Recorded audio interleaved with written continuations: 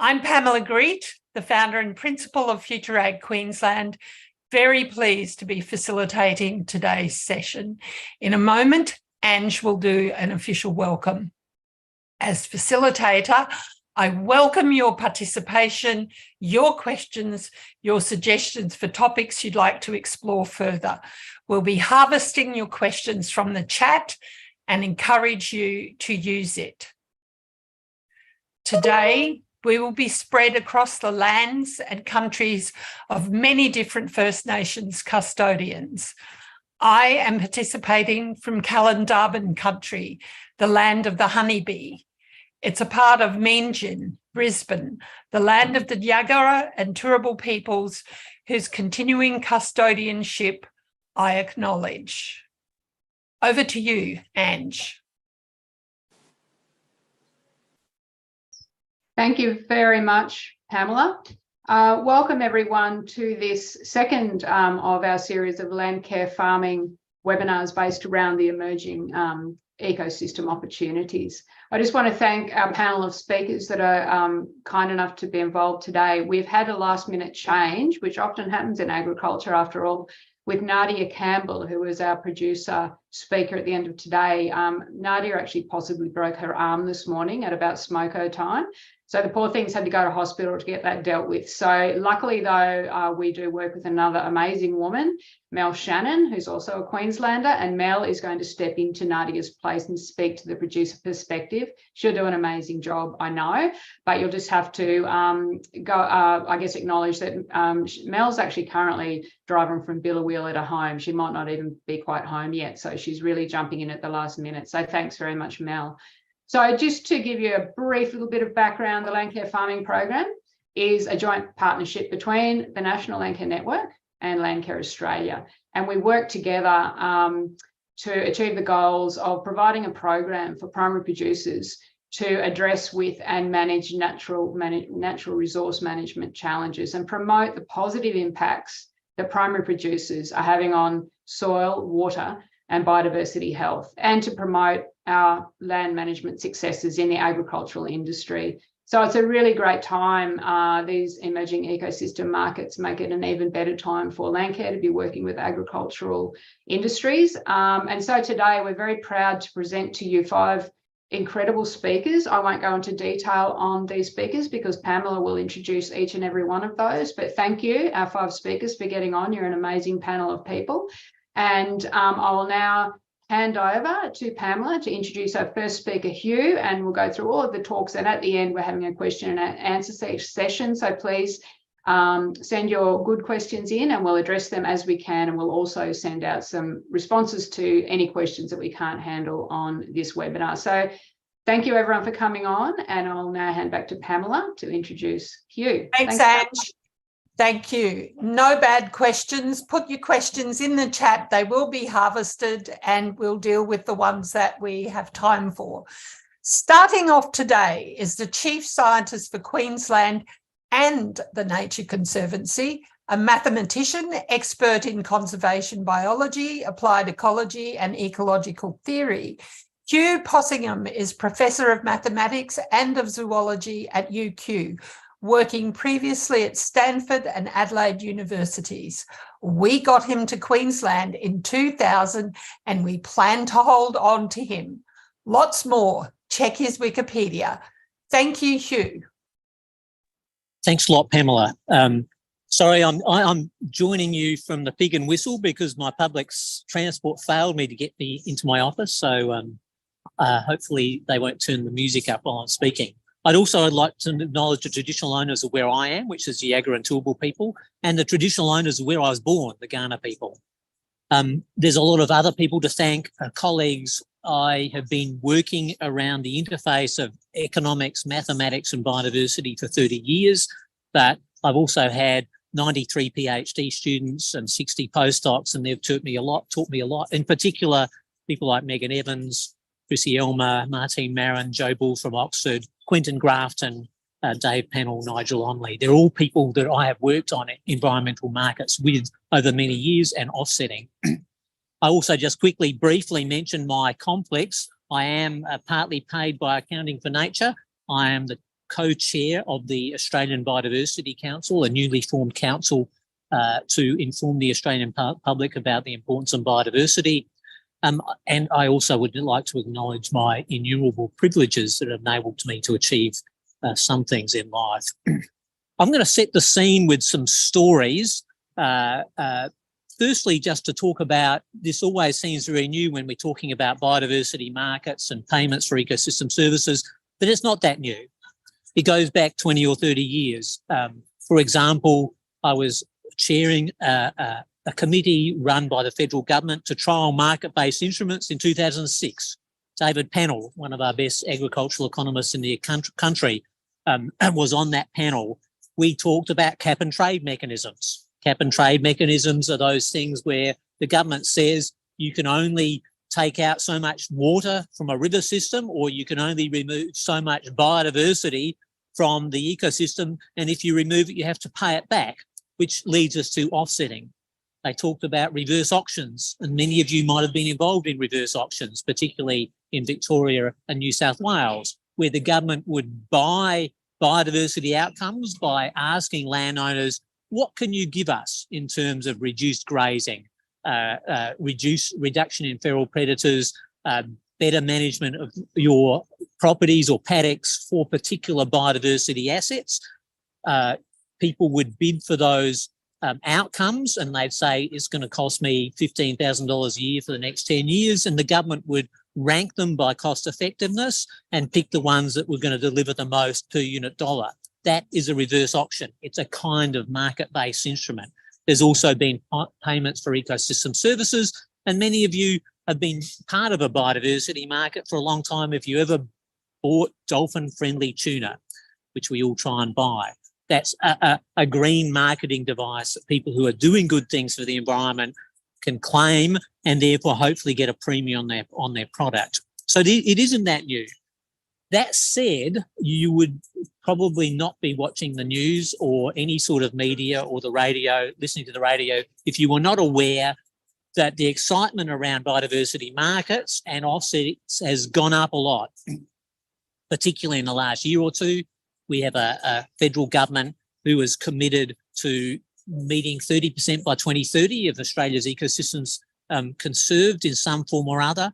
There's been inquiries into offsetting, and most of those inquiries have not been that favourable. There is the Task Force on Nature-related Financial Disclosures, which is asking companies all around the world to quantify their risks to biodiversity loss, but also to quantify how they're helping or not helping with biodiversity loss. There's talk about, in many governments and Australian governments, about having zero extinctions by 2030 or 2050. There's talks about net gain in vegetation. So there's been an enormous push in policy areas, and there's an enormous number of new schemes, like here in Queensland, the Land Restoration Fund. And I'll circle back to that in a minute. It's actually the proliferation of bewildering acronyms and the proliferation of schemes that often makes it's difficult for us to get progress. But let's just first reflect, why are Australian governments and the community pushing so hard on biodiversity? Simply put, there are two existential threats to humanity: climate change and biodiversity. And we're on track at the moment to wiping out half the biodiversity on the planet in the next 100 or 200 years. And the recovery time for that is 1 million years. 1 million years, which is a lot longer than humanity's ever existed. We're still losing habitat in Australia. If you are not convinced that we're losing biodiversity, go to the Threatened Species Index, tsx.org.au, and it will show that our threatened species are on average, and this is 40,000 time series of data. I'll say that again, 40,000 time series of data that's declining at 2 or 3% a year. And many of you in rural areas will have noticed a decline in the abundance of invertebrates and just general wildlife. In fact, here in Brisbane, I lead a lot of bird walks for community groups, and everybody says, where have the willy wagtails gone? Willy wagtails are not an endangered species. It's a species that we all love. It used to be very, very common. It's still not uncommon. It's not extinct. It's not locally extinct, but it has declined in abundance like so many things. So when I was the chief scientist of the Nature Conservancy working globally, we were working a lot in this area. And just to give you some measure of the hope and optimism in this space, organisations like the Norwegian Sovereign Wealth Fund, so this is the biggest capital market in the entire planet. So they control about $3 trillion of capital. They were saying, we don't just want to only invest in businesses and companies that are carbon neutral. We want to now invest in companies that are nature positive, Oxford University, I gave a talk for them recently. Their Vice-Chancellor has committed to the entire operations of all Oxford University, from chemistry and labs to what they serve in the cafeteria, will eventually be nature positive by 2025. The carbon market has moved just not from a carbon market, all about CO2 and methane, but it's also moving to a biodiverse carbon market. So there is these huge shifts by many organisations and governments all around the world, particularly led by Europe, but also Australia is a leader in this space. That said, given this excitement and the commitment, there are some things that are not necessarily going that well. For example, if you look into inquiries of offsets, now offsets aren't necessarily biodiversity market, they're a form of a biodiversity market. Many of you will know that means that if a particular landowner or a company or even a government have to remove some vegetation from a place in Australia, then by various forms of state and federal legislation, that removal has to be offset. They have to promise to repay it. So if I remove 10 hectares of habitat type A with a particular threatened species, let's say Regent honeyeater, then if I am trying to avoid that, but I've failed to avoid it and I've failed to repair it in the site, then I could possibly offset it. That offset market has not been going well.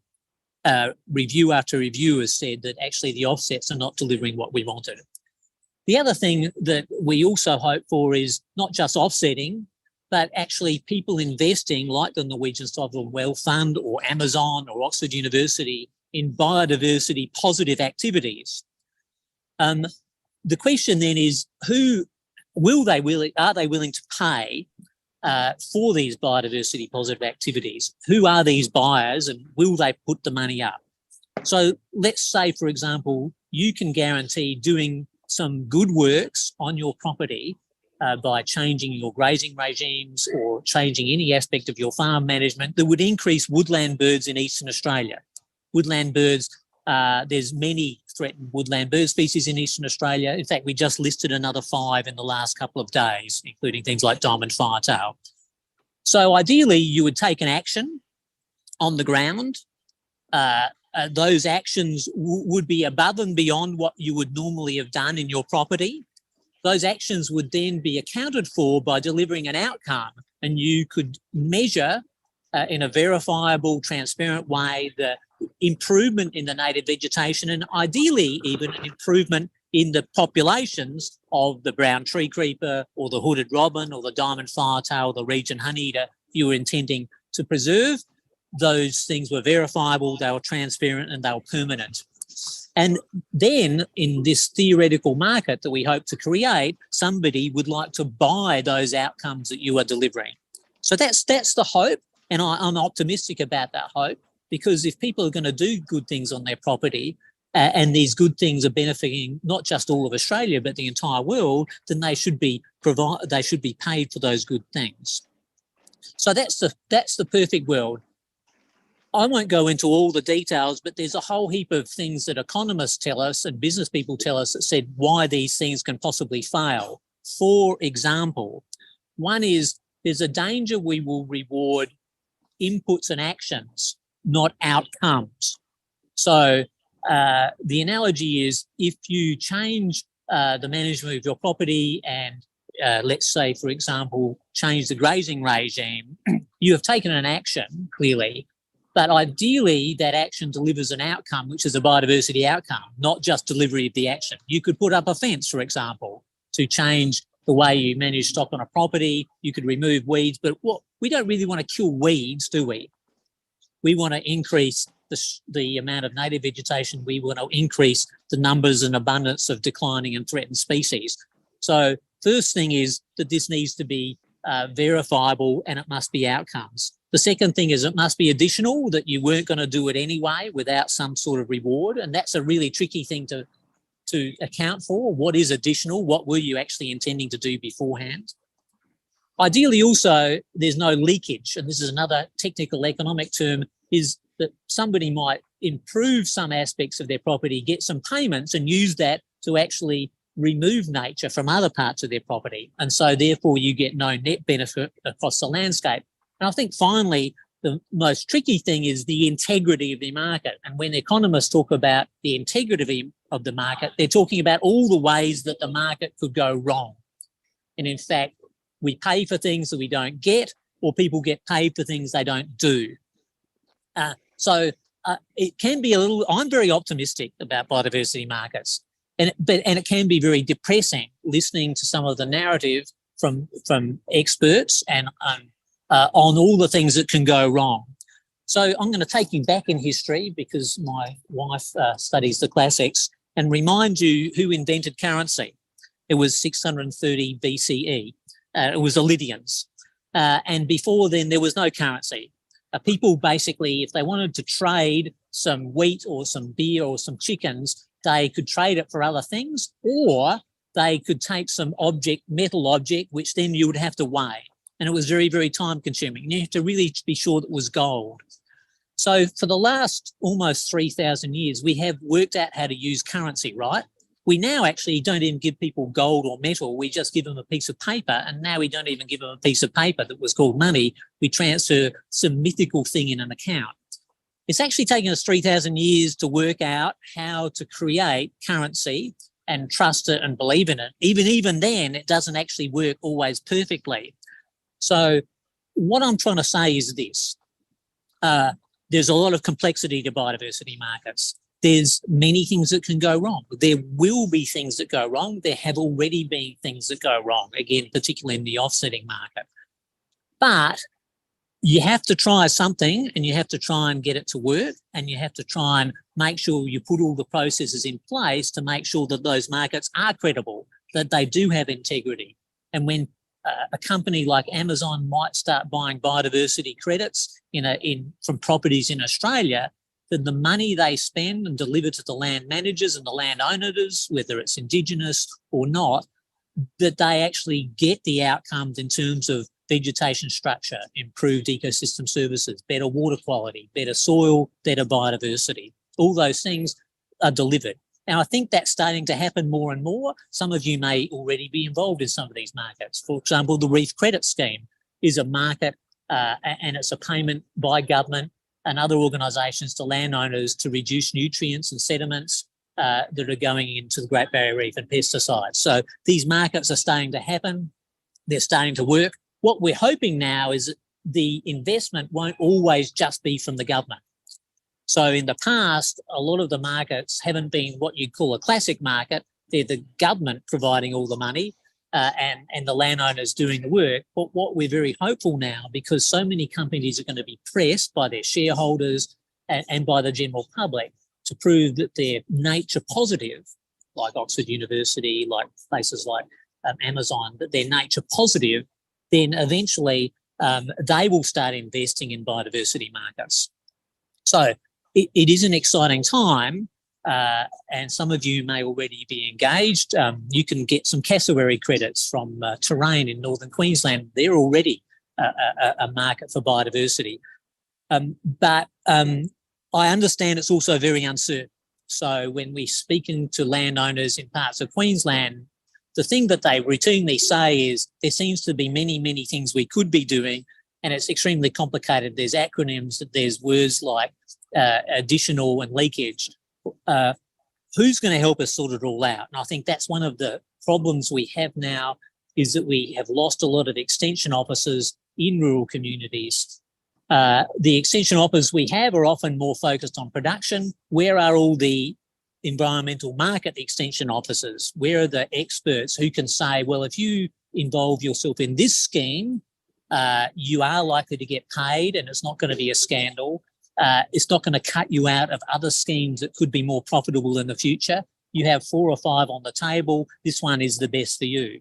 So I suppose what we're missing a little bit is the smart business advice, the person who can go out and talk to you on your property, look at the vegetation on your property, look at the important biodiversity assets on your property, water quality, and where are you in a reef catchment and all those other things, and say, well, you could be part of this offset market, you could be part of these nature positive markets, and help you do those deals. And I understand, and I have a lot of sympathy for people because of there's so many schemes. As I say, the big one on the table at the moment is the nature repair market that the federal government's going to start up. What I hope is that they're going to underpin the introduction of yet another biodiversity market with a lot of plain English, sensible information about how to engage and how it can be good for you in terms of the profitability of your business. So I'll leave it at that. I'll point out that I'm inanely optimistic about almost anything. I'm very optimistic about these biodiversity markets working, but we have a lot of wrinkles to iron out over the next 3 to 4 years as they progress. And hopefully it's wonderful that Landcare could put on this webinar, and hopefully many of us could be useful to you. Thank you very much, Pamela.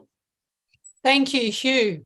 And I think when we're thinking about ironing out wrinkles, that's where we really want the questions to come forward from our participants today, because, you know, a part of this is about what are the obstacles to participating in these markets from the point of view of producers. We've got a lot of NRMs and Ralphs and people like that on the webinar who are dealing with landholders and producers every day. So really want the questions to come forward to the panel, to Hugh, to help us understand where attention needs to be focused in terms of moving through those obstacles. Thank you, Hugh. That was a great tour of what is actually a very complex thing, but I think you've pointed out some really critical landmarks to new travellers in this territory. Thank you. It's my pleasure to introduce Amanda Hanson. Amanda Hanson is Accounting for Nature's Program Manager, and she spends a fair bit of her time delivering webinars, educating people around the country. And I know this because I've listened to quite a number of them already. Amanda's background is geology, climatology, and environmental management. She's originally from Sweden with undergraduate study in earth sciences, and she later worked in iron ore in Norway, possibly contributing to that sovereign wealth fund that you talked about, Hugh. But eventually the Sunshine State called her to doctoral studies in environmental management at UQ. Amanda, over to you. Thank you. Thank you so much, Pamela. I'm just going to go ahead and share a little slide deck with you all today. So as Pamela mentioned, I'm here for Accounting for Nature, which is a voluntary environmental condition reporting standard. So I'm going to take you through the details of what that actually means and how that type of reporting can be used. So this is kind of alluding back to what Hugh already spoke about. There's a lot happening in the nature market.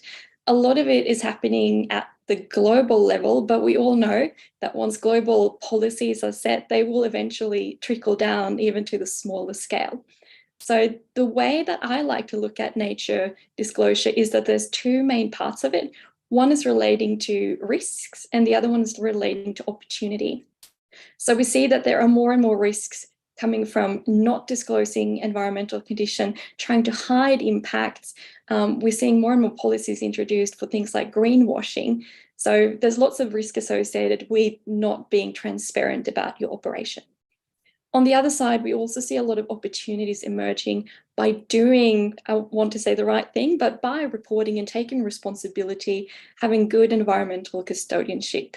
And really underpinning any claims that you put out to the market, any type of green claims especially. So Accounting for Nature is a non-for-profit organisation. We've been around in our current form for about 3 to 4 years, but we come from over 15 years of research from the Wentworth Group of Concerned Scientists. And it all started in the Wentworth pub. Researchers sat down and talked about the challenge that there's no uniform way that we can talk about environmental condition. So we all, as scientists, have ways to talk about biodiversity, ecology, fauna, etc. But how do we translate that scientific discussion into something that everyone can understand? And that's really important if you want to build a bridge between science and policy. So they came up with a solution that we are still using today, which is called the ECONT. The ECONT stands for Environmental Condition Index, and it takes all this really complex scientific data and converts it into a score from 0 to 100. Now, that score is based on how degraded the land is, with 0 representing almost that you're standing either on a concrete slab or that you have no fauna or no native vegetation, really, really poor soil condition, etc. Whilst 100 represents that there's been very little degradation or no degradation of that land, and it looks like it would have been without any disturbances. So that's the score that we are using to talk about environmental condition. So at Accounting for Nature, our core operation is that we are a standard setter that certifies environmental accounts that have been built in accordance to that standard. We also have something called the Science Accreditation Committee, which is an independent body of scientists that approves all the methods that can be used under the standard. Now, because we are a small non-for-profit and we need to remain independent for integrity purposes, we don't go out and build environmental accounts. Instead, a lot of what we do is training people in how to do it and increasing the overall capacity. So that includes training both landholders as well as people working as environmental scientists or consultants who can then go out and help landholders implement the standards. Lastly, we also focus a lot on technology. We are building an online environmental accounting platform to help streamline the process and make it as cost-effective as we can. Now, there's a lot of different uses for an environmental account. At the core of it, it comes down to land management. So people use the information and knowledge from the environmental account to make decisions about how to manage the land. It's also then used to communicate that environmental condition and change over time. So if you want to make claims about being nature positive, for example, Accounting for Nature has the data that can prove that it's an actual improvement in environmental condition. There's also uses of the certified account for claims that when you want to see an increase in price of products. So to see a bit of a green leverage, similar to what you can use for organic certification, environmental accounts can be used for that. So we can put labels on products and fibers and food, etc. It's also used to underpin impact investment. So we work a lot in the financial sector with people who want to have evidence before they make financial commitments. But there's also market opportunities. So either as standalone biodiversity market or as co-benefits to carbon credits. So the largest carbon aggregators in Australia are using our framework to underpin co-benefits under the Land Restoration Fund. Now, that is a fund that's only available in Queensland for carbon projects that want to receive extra payments for co-benefits. We are also used to plug into the Nature Plus framework that's been released recently by Green Collar. So this is a standalone biodiversity market, and they're currently in the first of a 3-year phase of monitoring. So I think at the moment they have about 20 projects around Australia where they are going to finding buyers for standalone biodiversity credits. But we are independent, and so we are open to plugging into basically any trading mechanism that has the integrity that we require. There's a range of different environmental assets that can be measured in an environmental account. So we break them down into the following categories. So we have soil, fauna, water, marine, and vegetation. You can see that carbon is sitting on the side, And that is because we don't provide methods to measure carbon credits or to quantify, carbon in the ground. But all of these other things can be measured to go alongside carbon credits in carbon co-benefit markets. So to understand what to measure and where to measure on your property, we have developed a materiality guideline, and this is available on our website. And it takes you through kind of a structured decision-making process where you go through, what is important in terms of environmental assets in your area, what does your stakeholders or consumer want to know, and that informs then what method is suitable for you.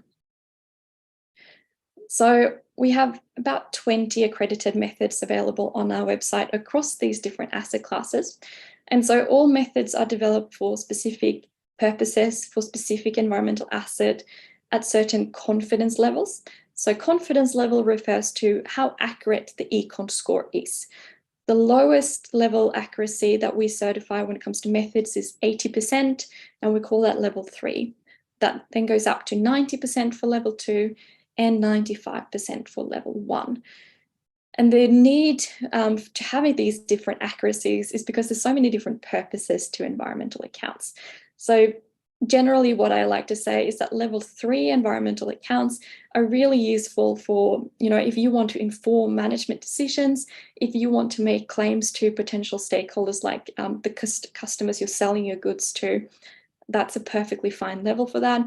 If you want to enter direct monetary markets like carbon co-benefits or standalone biodiversity credits, they will very likely require you to have a level 1 or level 2 certified environmental accounts, because when there's money directly involved, there's just more requirements for rigor and accuracy. Lastly, all methods are also developed for a specific scale, and we break it down into local or regional, with local being for a project scale or a property size, versus regional, who would be more for council scale, NRM body scale, etc. So those really big projects. And so, as I mentioned before, all these methods are approved by our Science Accreditation Committee. And because they can have different purposes, they can be really broad or they can be quite specific. So with that, we, for example, have vegetation methods that can be applied anywhere in Australia across a range of different scales. We also have really specific methods. So we have a koala method that can only be applied in Southeast Queensland and Northern New South Wales. So if you're interested, all of these are available to view online. So I've alluded to environmental accounts, and so this is a snapshot of what an environmental account can look like.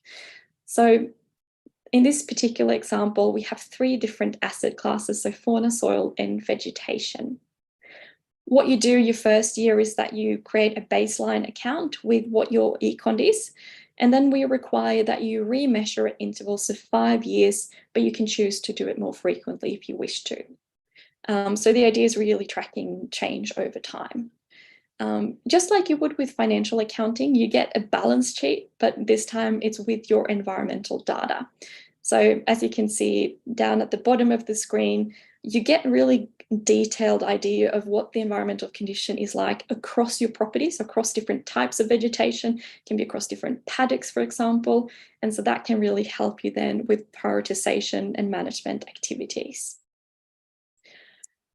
I wanted to point out 2 specific things that are mostly relevant in productive landscapes. So one of them is condition targets. Now, if you're a national park, you might be hoping to have an econ close to 100, because that means that it's completely undegraded. However, we know that often you can't have the same environmental condition in your pasture, on your cropping field, as you can in a national park. And so that's when you can set condition targets. And these targets are relating to what you think you can achieve within your property or within your project.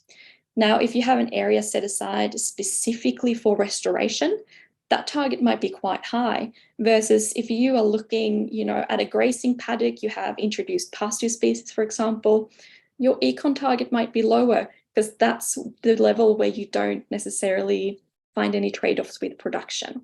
So it's set depending on your specific circumstances, and it's set by you relating to environmental and financial constraints.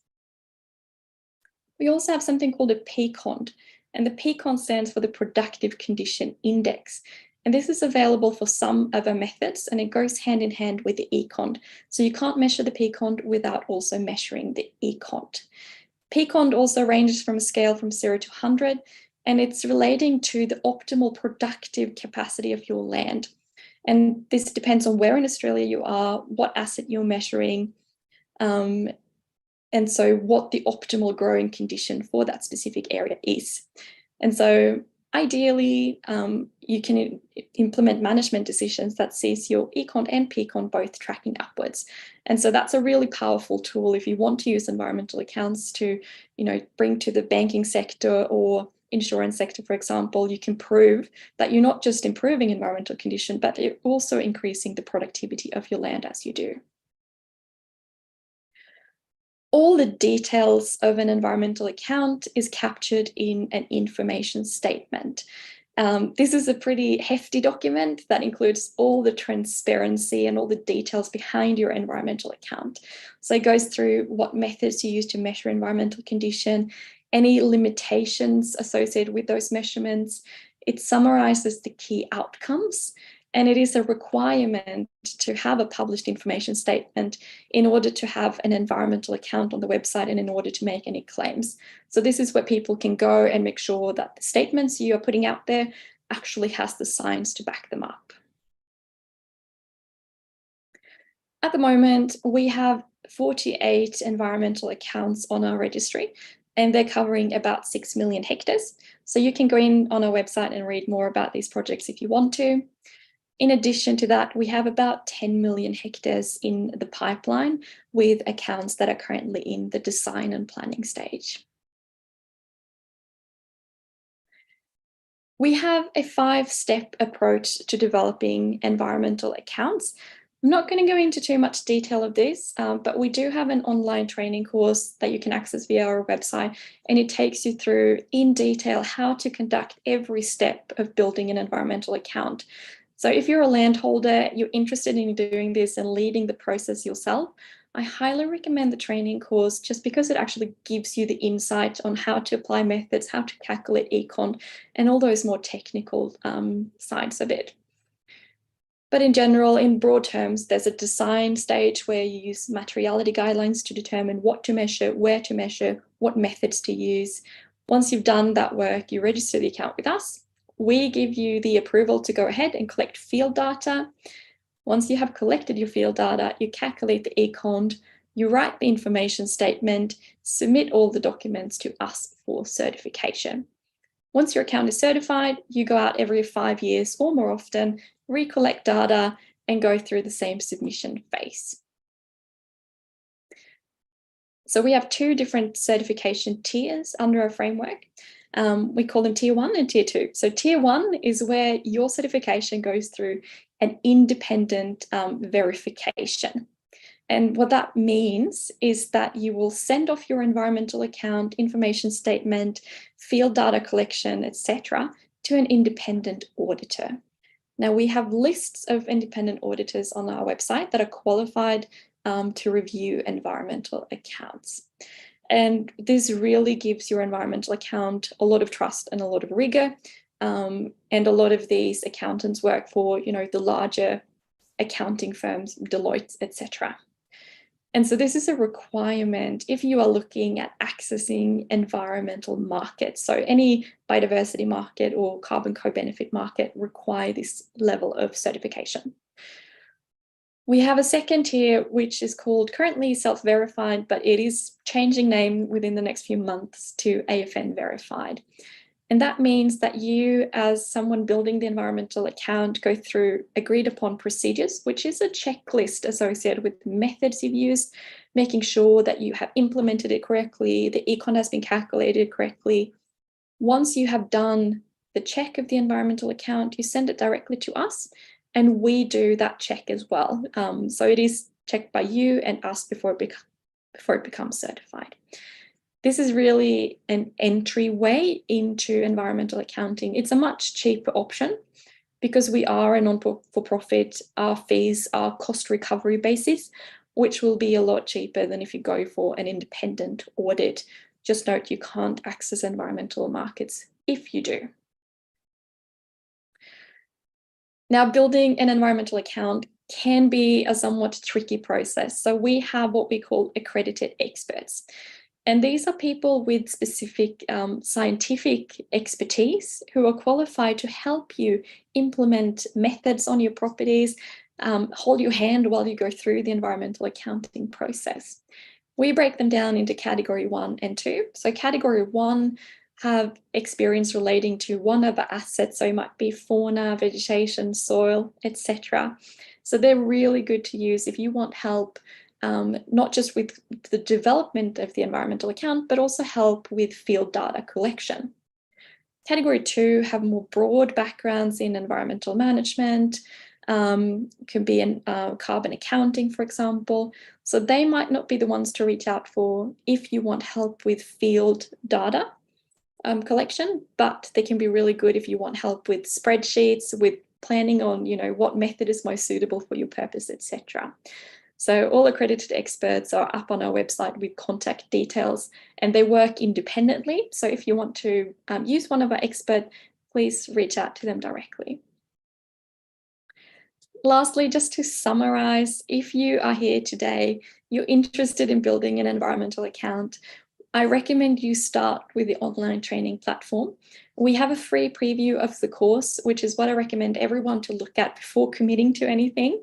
And that will give you a good idea as well if you want to implement the project yourself, or if you might want to outsource it to an expert. So if you want to do it yourself, you are required to go through the full online training course.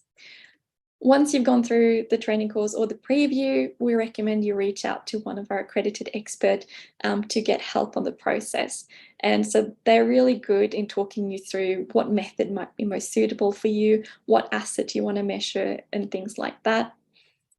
Lastly, depending on your purpose, keep in mind that you might need a method of a specific confidence level, and you might need a certain tier of certification. And this all depends on if you are looking at directly monetizing or if you want to use it mainly to inform management decisions. And that is it for me today. Happy to take any questions during the session, or feel free to email me directly if you have something you think of after today's presentation. Thank you, Pamela. Thank you very much, Amanda. I think you've put the nuts and bolts on all the wheels and calibrated some of those levers that Hugh was talking about in terms of the verification and what is required for this market to have for the participants in this marketplace to have confidence. I will say from just scanning through the questions in the chat that it's a complex terrain that we're wanting to negotiate, but this session today is not intended to make anyone an expert. It's to have a peek under the bonnet and see if this is an option for us. And with that, thanks so much, Amanda. Over to you now, Ryan Wilson, when I've just given you a little intro. So Ryan is the lead for the Biodiversity Markets branch in the department with the most unpronounceable acronym, the Department of Climate Change, Energy, the Environment and Water. So there's nothing that's been left out, I think, of that. It doesn't have soil in there, but I think that we all are on the page where soil's a pretty important part of the environment. Previously, Ryan led implementation of the Agriculture Biodiversity Stewardship Package, trialling ways to establish a biodiversity market for landholders. So he's had a lot of time and experience in this space of understanding the stakeholders' perspective. Ryan has contributed to policy at national and international levels and represented Australia's policy positions at the FAO, the G20, the OECD and APEC. I think he may be a Tasmanian, but I'll let him set the record straight on that. Over to you, Ryan. Thanks so much. I'm looking forward to what you have to say.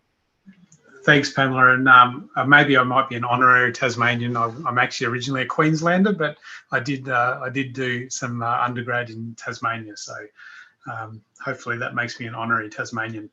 Thanks for the introduction. So yeah, so for those who aren't aware, the official pronunciation of the acronym is DQ.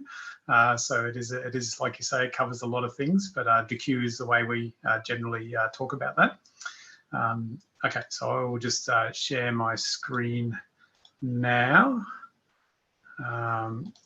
And does that come up all right? I'll take silence as a yes, if someone can start yelling if it's not working. So yeah, my presentation. Yeah, all good. Okay, great, thank you. So I'll give a quick overview of the work on the nature repair market that Hugh sort of mentioned that a bit before. So I'm glad to hear your optimism, Hugh. It's always good to hear that. Like you say, there are lots of complexities, but we've got to have a go at these things. And I think this is one thing the government is sort of prioritising to see what difference we can make by leveraging the market sort of approach. So probably the first thing to emphasise is that the nature repair market is one part of a whole suite of environmental reform. So a lot of people sort of look at the market and go, oh, that's not going to fix all the environmental problems, but actually really it's just one part of a package of environmental reform. So the government released in December its Nature Positive Plan, and that's really about how do we reform environmental law so that it I think there's been some pretty strong feedback and criticism that came through from the review by Graham Samuel, that a lot of that is not working. So it's really about, actually getting laws that are nature positive, that are actually delivering environmental protection, but also speeding up decisions and making it easier for companies to do the right thing, and a range of things that get to that integrity, which is so critical, as Hugh flagged before. But one part of that whole mix is, there is this sort of growing interest in, private sector, how private sector investment can make a difference. Also, it's really about the value, how is land valued, so from a landholder perspective, if you can make money out of doing, nature positive things, biodiversity projects or whatever that might be, all of a sudden that changes the economic calculus at an individual farm business level or a landholder that has a sort of a non-farm sort of activities going on. So really it's about a suite of things, both the regulation as well as the market incentives, with the right integrity around that. So people might have seen in the news last week, but last week the government actually introduced the legislation into the Parliament. So this gives you just a little overview. I think it's legislation is quite a complex process. And there's quite a long timeline. So you see here in the blue dot is where we are at the moment. So you can see we've done some consultation. We've consulted on a draft of the bill, and just last week, Minister Plibersek introduced the bill into the Parliament. And so what you can see there from that timeline is there's quite a bit of further work to develop. So the bill itself is really an overview, it's an umbrella or a framework kind of legislation. It creates all the powers to do a whole range of different things. And so that needs rules and methods and things that need to be developed over the next little while. So there'll be ongoing development and consultation about all of those, and engagement with a range of different stakeholders, obviously including First Nations stakeholders. And then, after a period of time, once the legislation is passed, and we're thinking about a year after the legislation is passed through the Parliament, it's only been introduced now, so there's a couple of months or more of, working through the Parliament. But once it's passed, our thinking at least is that there's about a year of work to do, and we're starting really, now. To make sure everything is ready when the scheme, when someone hits the big green button and opens for applications. So that just gives you a bit of an overview about, the development of the market. Broadly speaking, the objectives of the legislation, of the whole scheme, it's to, enhance the protection, enhance and protect biodiversity is really what it's about. And that really gets right to one of Australia's international treaty obligations. So people might be familiar with the Convention on Biological Diversity, a global treaty on biodiversity, and there was the recent agreement under that umbrella to global targets for biodiversity protection and restoration. So this bill helps achieve that. It's really about promoting engagement and cooperation. So basically creating a market in which all sorts of people can operate. Landholders can create opportunities from that. I mean, obviously, farmers are very considerable and really critical landholders in Australia. Also, First Nations communities, traditional owners, have considerable land holdings. And there are other organisations, so conservation organisations, for example.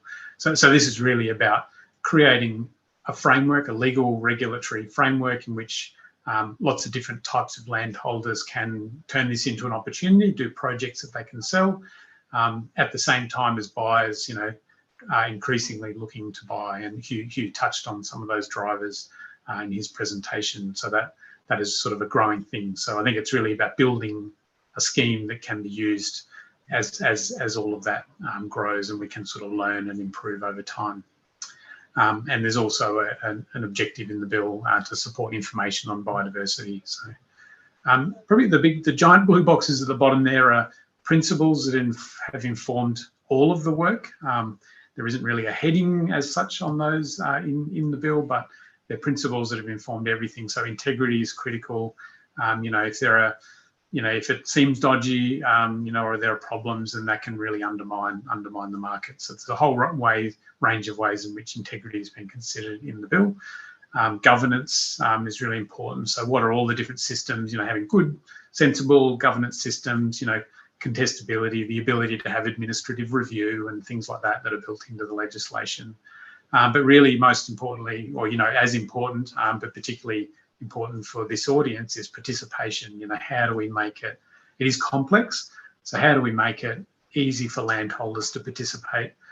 Some landholders will want to do that without third-party services. I think I saw a comment there about services there. Others might want to use services from third-party professional advisors.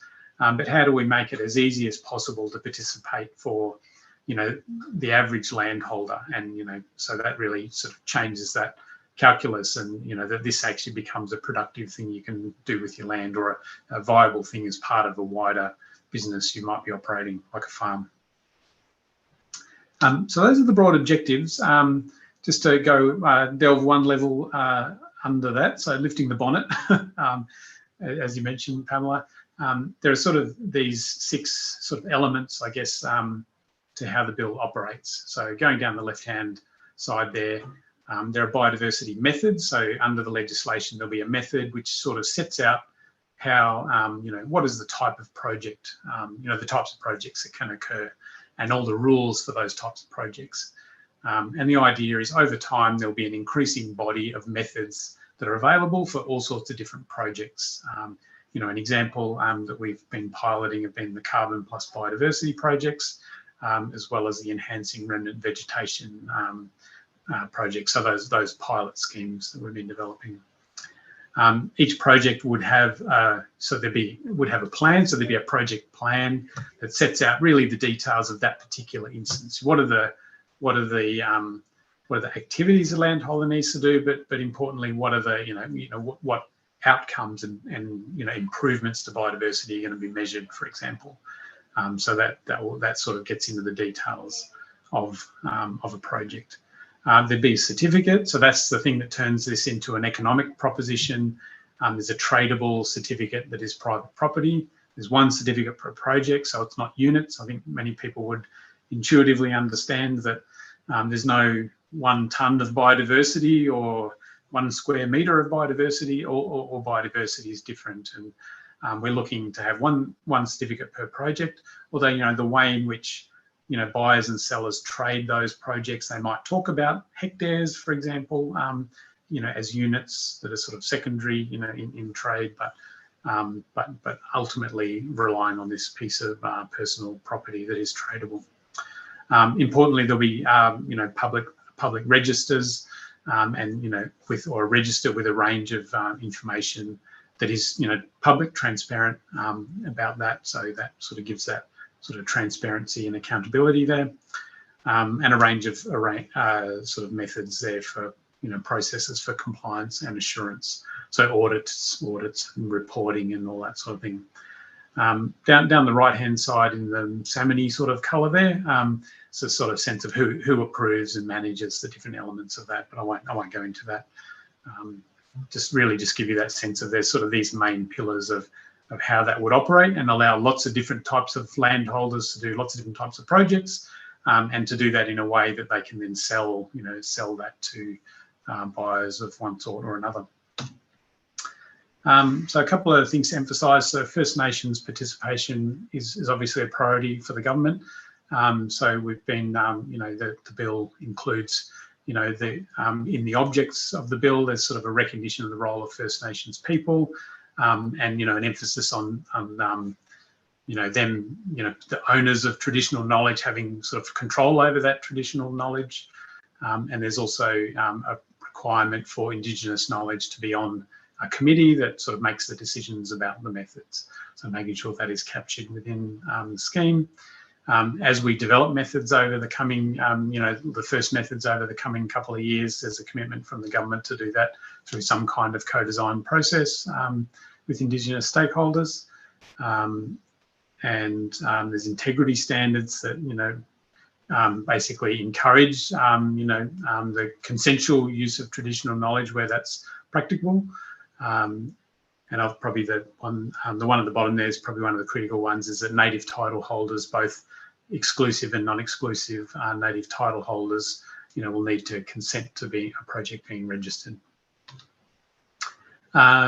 Also, we are working with state and territory state and territory governments, I should say.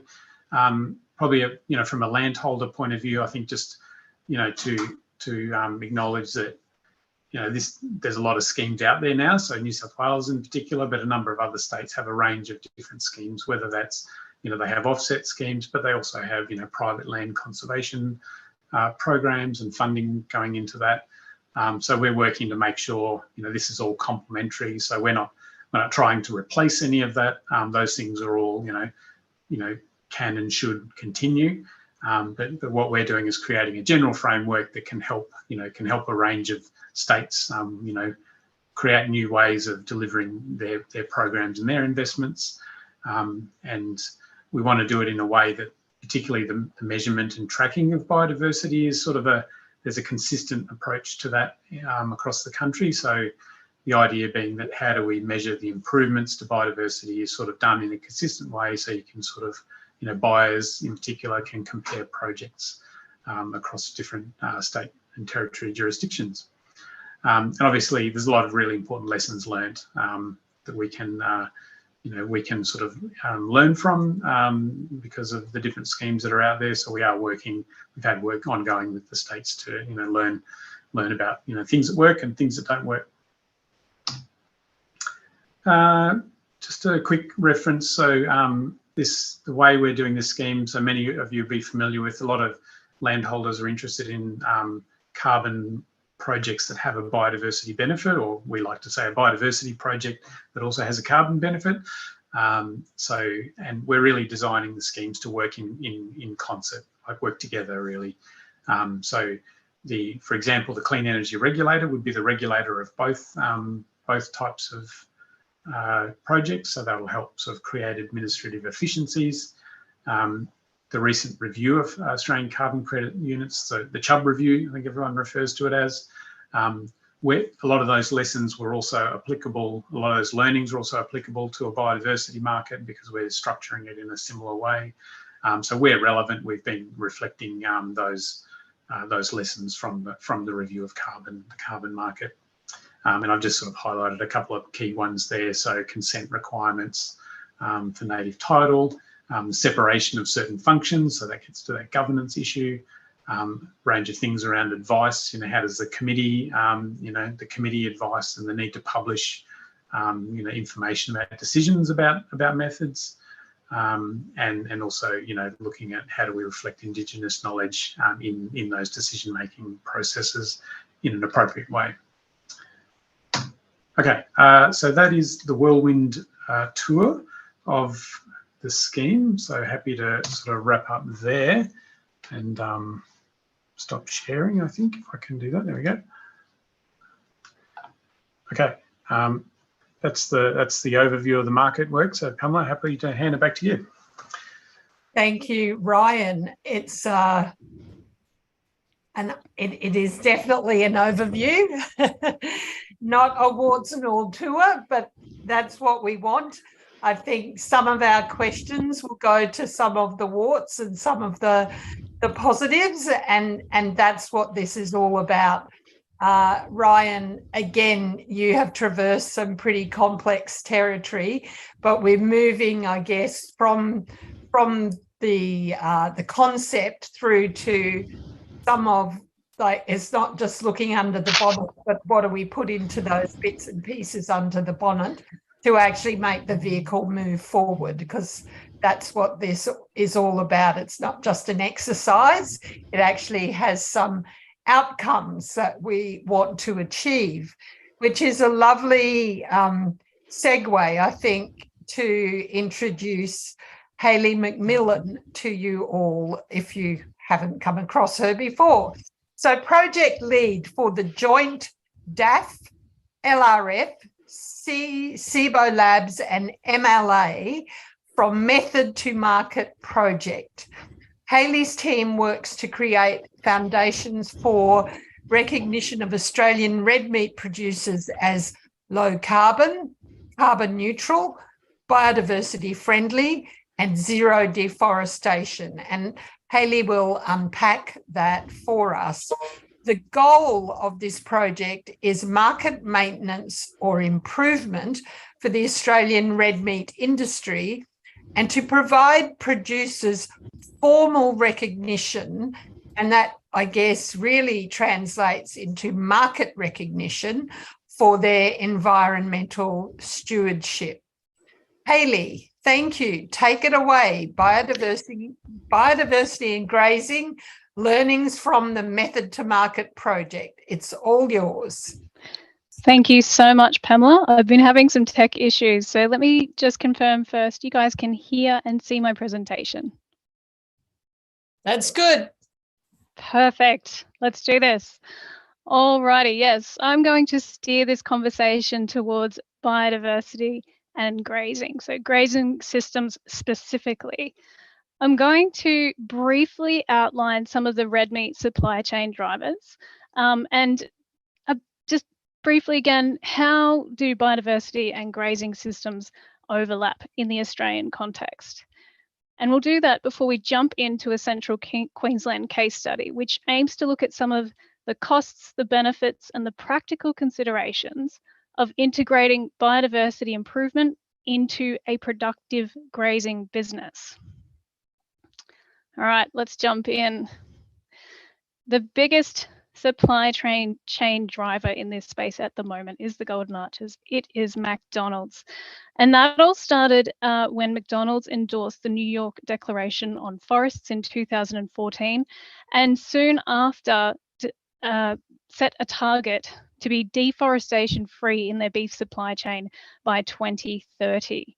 That matches existing commitments for coffee, soy, and fibre. And they came about through increased consumer and therefore shareholder expectations around carbon and biodiversity. I was lucky enough late last year to spend some time with McDonald's Global Farm Program Manager, Luke McKelvey, and he made it clear that Australia is a target region for biodiversity. Why is that the case? Well, it's no surprise we're only 5% of the total worldwide landmass, but we are a mega diverse country. We account for approximately 8% of the world's described plant and chordate species.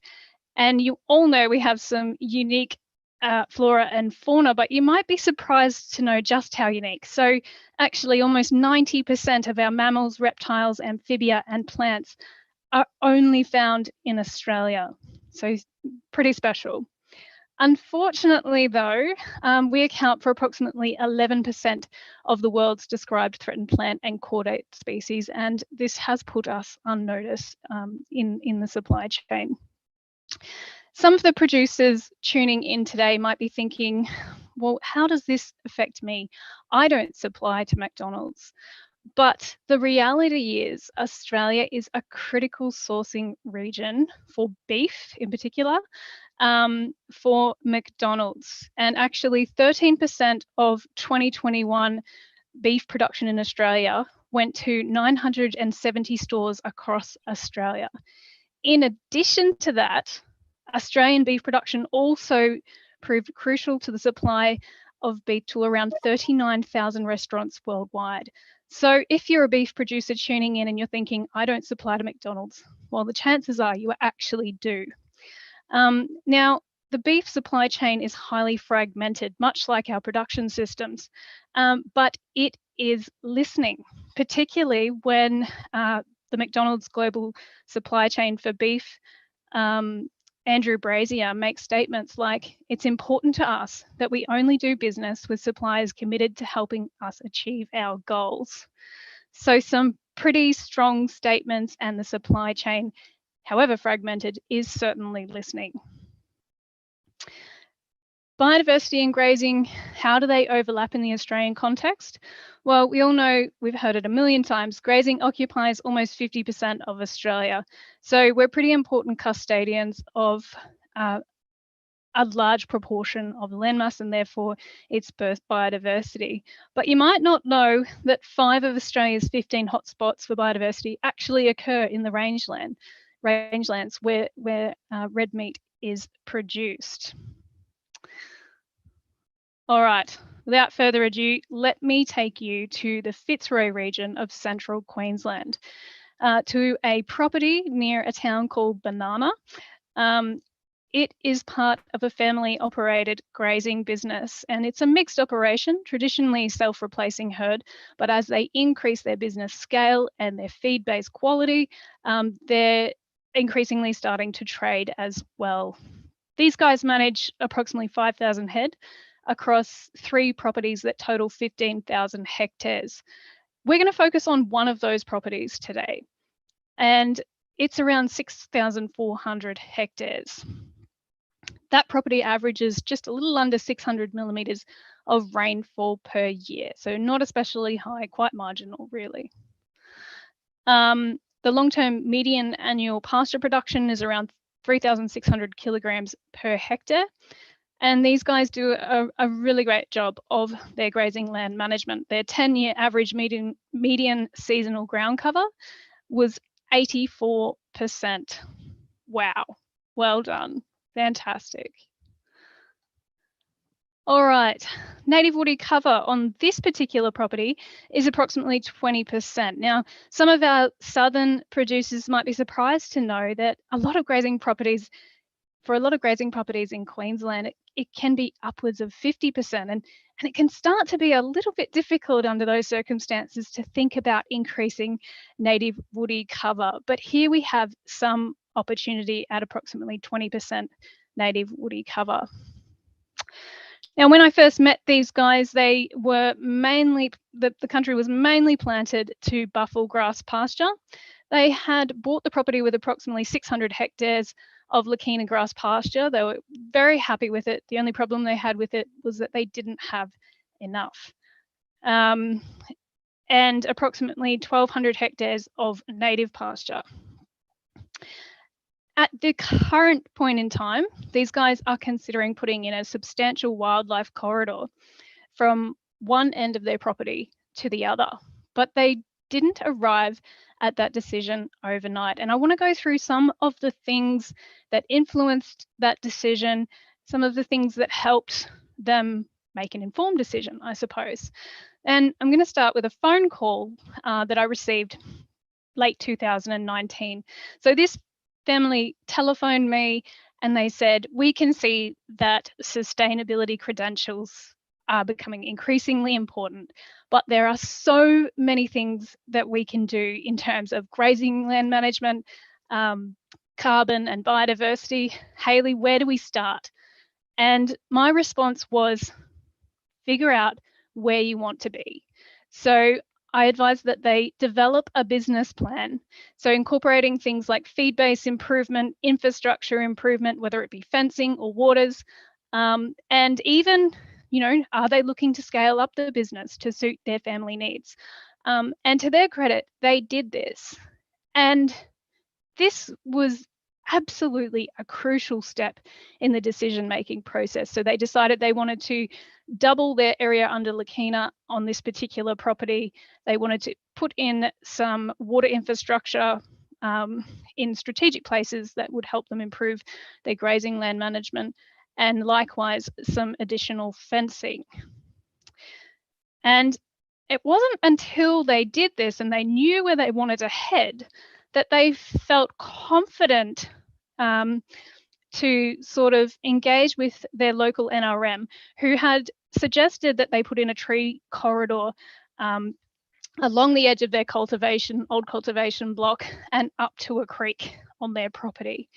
They were not confident of planting trees. They weren't confident of its success, but because the NRM were willing to provide the planting costs on kind, and they could see from their business plan that it wasn't going to be a hindrance to their infrastructure and feed-based improvements, they were willing to give it a go. And they did. And they learned a hell of a lot from that exercise. The next thing that happened was that as part of our project, we undertook some flora and fauna surveys in some of their remnant vegetation. We were doing this to contribute the data to a spatial product that tries to measure biodiversity on farm. But for these guys, the data told them that they're managing their remnant vegetation very well. And if they could improve some of the landscape scale attributes like connectivity, patch size, and context, they could take their biocondition score from a minimum of 73% to a minimum of 81%. And then that led to the question, well, how do we do this? What can we do? And so we started to think about, if you were to put in a corridor, where would you do it without interfering with that feed-based improvement, infrastructure improvement, taking into account existing water infrastructure, because planting trees in this environment, they need access to water in the early stages of establishment. Also had to think about things like areas that would be eligible under any given scheme, areas that wouldn't prove a hindrance to mustering and actually could aid mustering in and out of paddocks. At the same time, while we were developing what it might look like, I suggested that these guys send this plan to their local NRM, just on the off chance that, you know, it might put a flag in their mind. If any funding comes up, they'll think of this business in particular, and they might even seek funding to help them achieve this exercise, and they did that. And while that was happening, some market opportunities started opening up, like the Coles certified carbon neutral red meat, or Coles Finest brand. So these guys are very mindful of making themselves able to access different markets as they develop. And so when this Coles Finest carbon neutral brand came on board, they wanted to make sure that they would be eligible to participate when the scheme came to Queensland. So we arrive at today. This is the corridor design.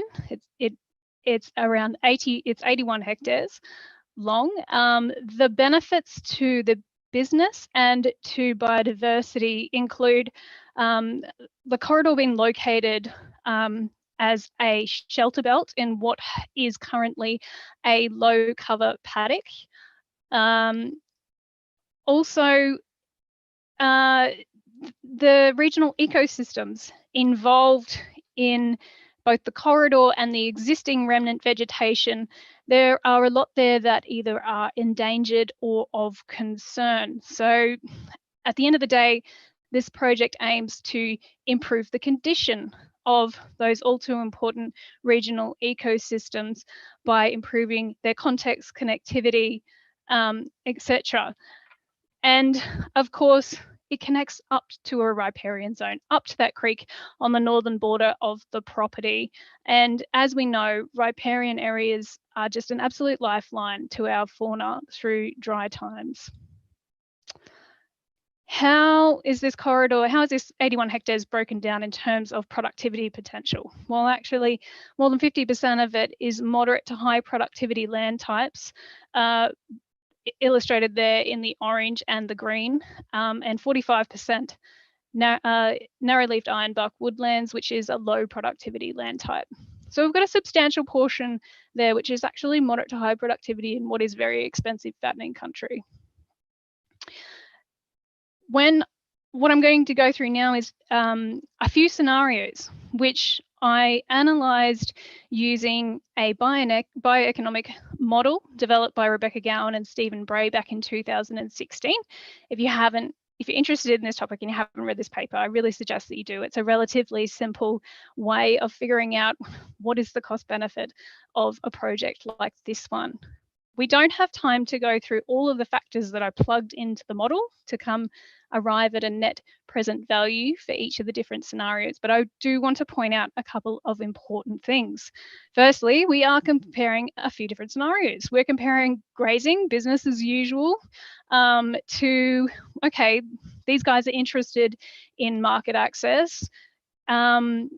What does it look like if their local NRM provided all the in-kind, but they didn't sell the credits, they just used them to associate them with their red meat product? And lastly, not everybody is going to be able to get a substantial chunk of money from their local NRM. So I wanted to see if the grazing business was forking out for all the costs, what could be achieved in terms of market access if they entered into a land restoration fund project. So the other thing I want to point out in this table is the costs. Under the grazing scenario, there's actually ongoing maintenance costs in terms of mechanical regrowth control, and that's that 53,000 you see there. Whoops, sorry, gone too far. Under the insetting scheme, all planting and maintenance costs all planting and infrastructure costs were provided as in-kind via their local NRM, but the business did have to cover off on some stick raking activities to allow access with the water pod mounted on a trailer to water plants at the early stages of establishment, and some disc ploughing across the entire area in year 2 to reduce competition from weeds, etc. Under the LRF project, the business was covering everything, from planting to maintenance to infrastructure costs like a holding tank and polypipe, additional fencing, as well as some pretty hefty carbon plus co-benefit project costs as well. And the thing I want to point out there is that 47% of those costs occurred in years 0, 1, or 2 of the project, so very early on. Under the LRF project, basically the Land Restoration Fund is a Queensland government initiative, and what it does is it offers a co-benefit premium price on top of a carbon credit, or an ACU, Australian Carbon Credit Unit, sorry. And under this project, I used the average price achieved at the last LRF auction of $94.77. I think we can all agree that that's substantially higher than the last Emissions Reduction Fund auction price of $17.35 per tonne of carbon. So wonderful that this scheme exists, and wonderful that they're willing to pay for those co-benefits. The LRF payment structure is changing, and you can negotiate an upfront payment. So in this case, I've suggested they negotiate 20% of the total contract value upfront to help with those significant planting costs, etc. The co-benefit income cycle used to be attached to the carbon credit, but they're proposing to make that an annual payment now, which is fantastic, because otherwise you're waiting 5 years to see any sort of return from your project. But the carbon income cycle remains 5 years. The carbon sequestration was modelled under, for the insetting project, the Climate Active Guideline for accounting for carbon sequestration from tree plantings. For the LRF project, it uses the Clean Energy Regulators reforestation by environmental or mallee plantings. Now, under both schemes, there are discounts. So if you imagine this green line are the total number of credits that you can sequester over the life of the project, well, that total gets discounted. And under the insetting scheme, it's discounted by 30% to reduce the risk of reversal. So you end up with 70% of the total. Under the LRF project, the ERF will discount the total number of ACCUs you can achieve by 25%. So in essence, you end up with 75%. And that's all included in the model. Now, obviously, increasing tree cover has an effect on carrying capacity. And I used these data sets and references to account for that in this bioeconomic analysis. So it's a little bit of an involved process, but so important to understand what these activities will cost versus the benefits. So over 25 years, this is the net present value of each of the different scenarios. And this is, for each scenario, just relevant to the 81 hectares. So that 81 hectares under the grazing scenario, after 25 years, $116,000. Under the insetting project, $60,000 or $56,000 less than the business as usual scenario. That would mean that for them to participate in the insetting market, like that being developed by Coles, Climate Active and Integrity Ag and Environment, it would cost them a little over $2,000 a year over the 25 years. For the LRF project, and this is assuming they sold no credits, obviously, net present value of minus $350,000, which is a difference of $467,000. No one's ever going to expect you to sign up to a carbon project without covering those significant costs. So what I've done in the sequestration estimates is to figure out what would they be left with if they wanted to break even under the LRF project. How many credits would they have to sell? What would they be left with? And this is what that looks like. Their emissions are 6,700 tonnes of carbon dioxide equivalent per year, and their production efficiency or their emissions intensity is really quite high, impressively so. So they're doing a fantastic job of their production efficiency. Now, what was achieved in terms of carbon sequestration under the insetting scheme? 15,249 tonnes of carbon dioxide equivalent. In order to break even under the LRF project, they needed to sell 50% of the credits that the ACCUs that they obtained, and that left them with 8,114 credits. Now, both scenarios will get them access to this new market as it currently stands. Very important. But if they were thinking that, say, under the LRF scenario, they wanted to go carbon neutral, all of their own that and sell their own branded product, well, they could really only do that for 1.2 years. So they could either be involved in the insetting scheme as it currently stands for 25 years, or they could be carbon neutral for 1.2 years. I know which I would prefer. Hayley, sound like a lot. I'm going to have to ask you to wrap up. I'm sorry. Oh, sure. Doesn't sound like a lot, but when you look at how that compares to taking light vehicles off the road, 50,000 light vehicles in an insetting scheme, 27,000 under the LRF. Last slide, I promise. So what have we learned from this? Well, productive grazing systems can absolutely strategically support and improve biodiversity. It is complicated, even for us. I can't imagine how complicated it is for producers, but it is worthwhile, both from a community and animal welfare perspective, and as a result, increasingly from a market access perspective. Graziers need significant support to get started, and at the moment we just don't have enough advisors with the right skills to help people along in that process. The opportunities, if you take nothing else from this presentation, and you're a grazier yourself, the opportunities become far more obvious when you have a business plan, when you know where you want to head. And improving biodiversity condition and communication is achievable, but it requires significant public investment, both in cost and risk. So the insetting scenario wouldn't have been possible without the NRM support. The LRF scenario not possible without the support of the LRF scheme. I'll leave it there. Thank you very much for listening.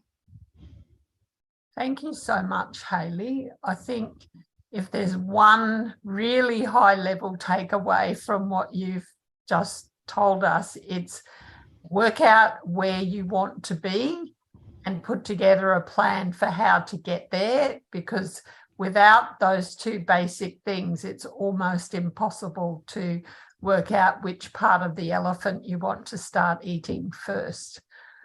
Absolutely. Thank you. Well, now we're going to not an elephant producer, but a beef producer. Melanie, thank you. You've been amazing agreeing to step up today. I know, you know, what a incredibly busy life you have. So for the rest of us, Melanie Shannon is the co-owner of Wirra Pastoral Co, a 3,000 hectare beef breeding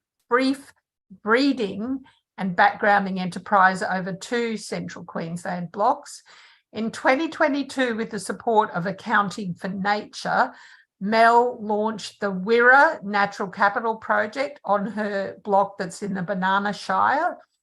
It scientifically investigates and records the productive and environmental condition of Wirra and tracks the effectiveness over time of the management actions. So over to you, Mel, and thanks again.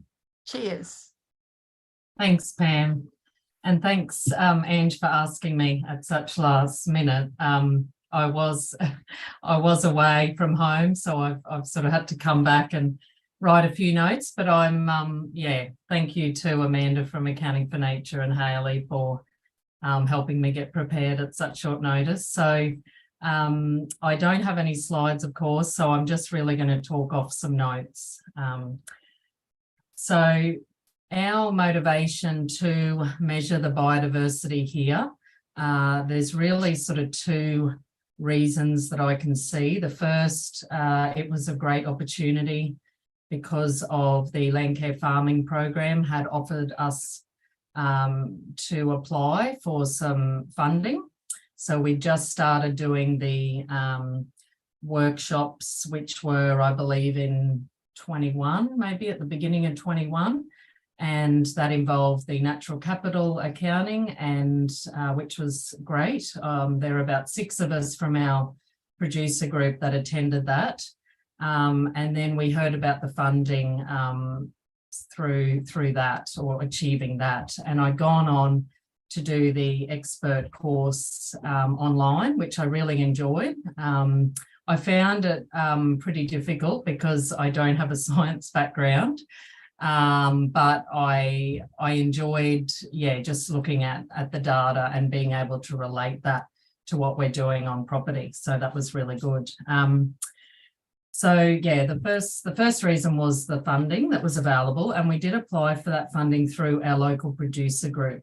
We've got a producer group of about sort of 15 families that are in our local area, mainly beef cattle, but we also have some grain producers as well. The other reason that we wanted to measure our biodiversity was just we'd started a time control grazing management program back in 2020. And that really came about through attending RCS, Resource Consulting Services, that are based in Central Queensland. They've been wonderful in really, I guess, flipping our mindset in terms of, we're running cattle and we're producing kilos of beef, but we also want to leave the land in better condition.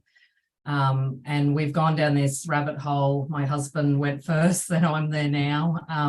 So we're really enjoying seeing some increases, like physical increases in biodiversity, ground cover, water infiltration, things like that. So we really wanted to measure those increases. So this project was a great opportunity to do that. So we decided to measure. So, I mean, there are a lot of methods through the Accounting for Nature.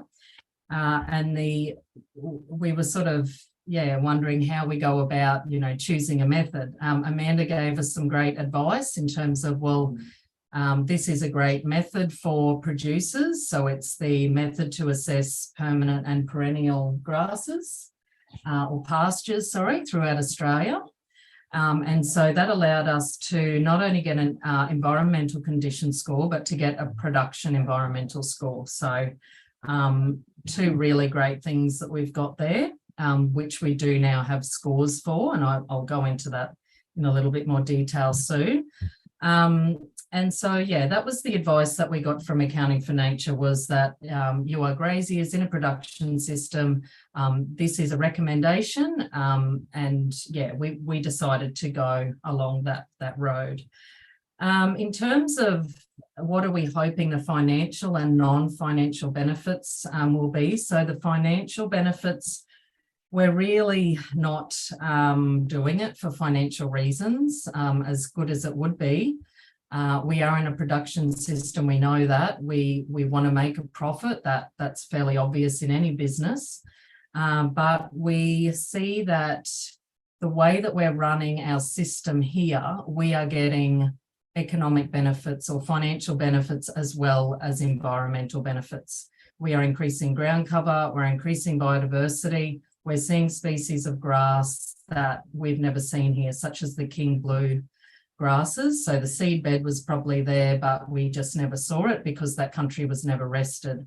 So the fact that our country is getting between 60 to, in some paddocks, 120 days rest, that has been the best thing for where we are. So we're seeing just that real diversity of species.